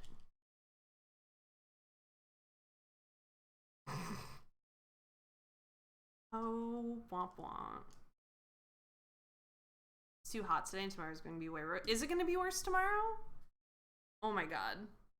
Because I looked at the weather today and I was like, what the heck? Oh yeah, it's going to be 95 tomorrow? It's not supposed to get that hot here. What the hell? This is some bullshit. I hate it. I hate it so much. The worst. Okay. Well, guys, if no one has any questions, I mean, if you ever do have questions or want to talk about plants, if you want to post photos of your own plants, or see updates on my plants and all that, I have a channel in my Discord called Plant Children. So if you join the Discord, jump in there, you can share and talk about plants all you want. I tried to have a bonsai tree. Someone gifted me one for my birthday recently, and it definitely died. Sorry, Haley. I tried really hard, and it just didn't work out. They're picky. Like, the types of trees that bonsai trees usually are, very picky plants. But they're very pretty if you can keep up with them. So, super worth. Super worth. I do have one more gift card for the sill, though. Let's get that to a loving home before we wrap up the stream.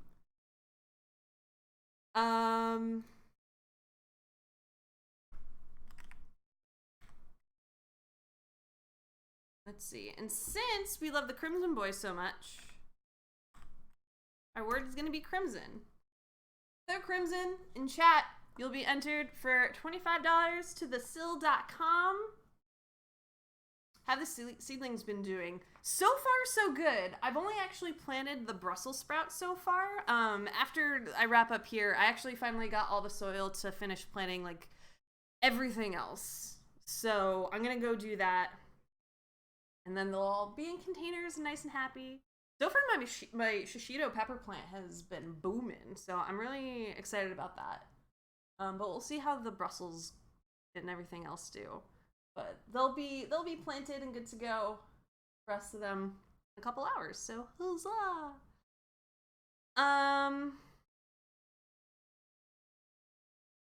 Yeah. Hopefully I get fruit. Like, they get a lot of morning and early afternoon sun where they are. I'm just worried that because there's not so much direct evening sun or late afternoon sun that they might be a little small, but you always gotta try. Always got. My hand hurts. I'm gonna stop holding that plant. But I do love Crimson Boy. He's very good. Oh, your strawberries! Yeah, they were looking really good when you showed them to me the other week. I imagine they've just boomed since then, too. And now that it's getting way more sunny, they're gonna be so happy. All your plants are gonna be so happy. I mean, they already are happy, but they're gonna be like, oh my god, yes, sun. They're gonna bask in it. Just take it all and then give you delicious stuff. Alright, last call to enter for the gift cards. Throw Crimson in chat, and we'll give this a rolly doodle. I would love to have like a fruit bush or something though. Maybe soon. Picked one yesterday. It was so sweet and delicious. Oh, it's so good. There is nothing better than fresh picked fruit and just chomping on it. It's so good. Nothing really beats that experience. Hostel! Hello. All right. Let's see who gets Plantdom. Where'd my tab go? Bahamut! Bahamut, you get more plants. Bahamut, I just made Bahamut get plants recently. Now you get more. You get so many more plant friends. Yay. Let me send this to you. I'm actually going to send it to you in Discord.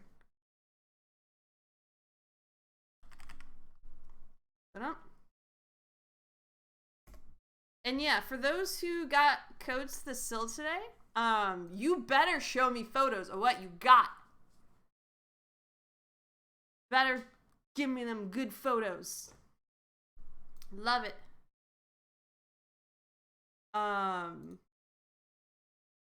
yeah, that kind of wraps up for me, guys. I enjoy talking about my plants. I know this is not a normal stream, but I had a lot of fun, and I'm glad that everyone came to hang out. It's been fun, and there's so many plants that we went through. And maybe when I get some more, I'll do like another plant stream, to show off what's new, how all the current guys are doing. So more fronds, all the fronds. So many fronds. But with that said, let's see who's streaming right now. Who else is streaming right now? I want to throw things over to.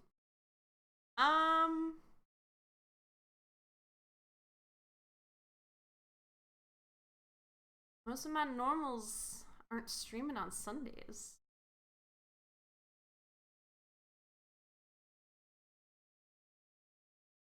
Everyone's playing Warcraft. What?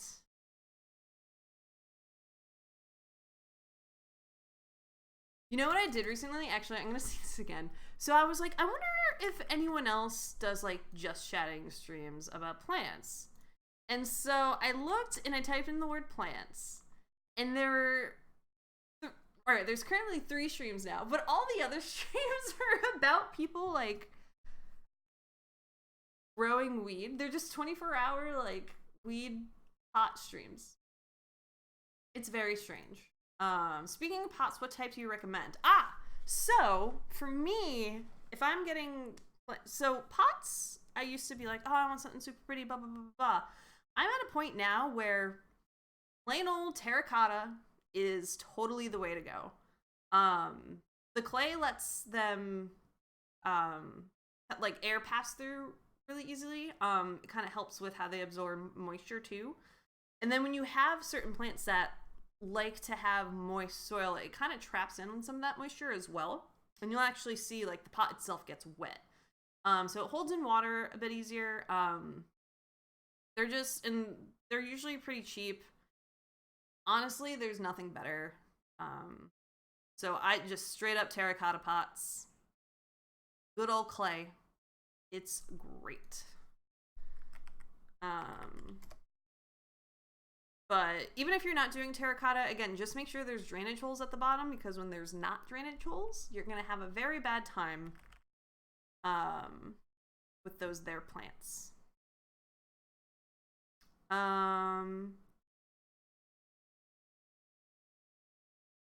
hopefully that helps. And most plant stores have terracotta, like straight up. No big deal. Okay, so I'm gonna wrap it up. The grow bags are great also, especially for like fruits and veggies and stuff. For indoor plants, I like more the clay pots, but yeah, if you have outdoor stuffs, yeah, you can get these. Actually, hold on, let me grab one real fast.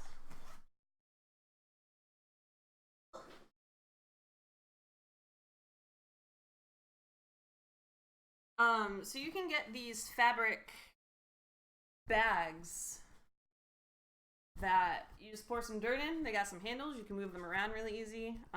Much like with the terracotta, because they're fabric, they breathe really easy too. And soak up a bit of water. Because they're fabric, they'll also just, the water will seep out if there's too much of it. But yeah, they're super cheap. You can get like a bag of them. They're great. Definitely outdoors though. I'm not sure I would do these inside. But for outdoor stuff, these are absolutely fantastic. Okay, so that wraps it up for me. Again, if you ever have questions, just pop into Discord. We can talk about plants. We can research stuff together. I'm gonna raid over Teo, who is one of the Running with Turtles Smash players that we have. But he's doing, he's setting up an E3 bingo card for Nintendo, which looks super interesting. And I know some of you folks came from the RWT Discord, so definitely go peep that. And E3 is happening, so yay E3! we get to go see what's going on with E3 stuff. I have to go catch up on actually the Microsoft presser too. So I'm gonna go do that, finish watering some of my other plants. Thanks everyone for hanging out. This was a lot of fun. I'll talk to you soon. Have a good rest of your weekend. And I'll be streaming this week. Whee! Enjoy your new plant. Send me pictures. Bye!